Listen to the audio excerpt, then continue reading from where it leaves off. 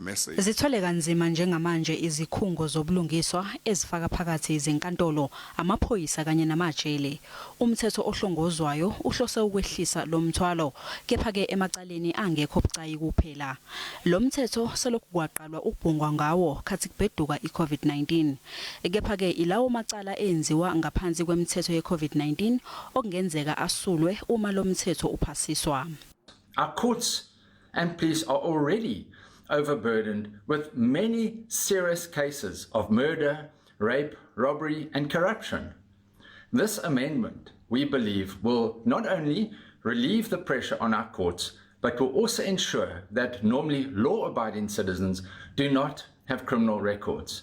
As the DA, we right from the start of the hard lockdown felt that the enforcement of the regulations were not dependent on ordinary South Africans who did not strictly adhere to them being criminalized. Fines could have been imposed without the payment of the fines being equal to acknowledgement of guilt and people consequently having criminal records against their name. Umnyango wezobulungiswa nokuthuthukiswa komthethosisekelo uthi ubulokhu lufakela izibuko lolu daba isikhashana nje impela. We had been looking at an amendment to ensure that for most admission of guilt people don't get a criminal record. Komanje umthetho uthi umuntu osake wenza ubugebengu kumele alinde iminyaka e10 ngaphambi kokuba igama lakhe lisuswe kuma records obugebengu.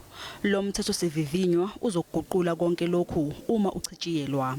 Kulindeleke ukuthi ngomfumfu lo mthetho sivivinywa ube usukulungele ukuthi umphakathi ungaphawula ngawo.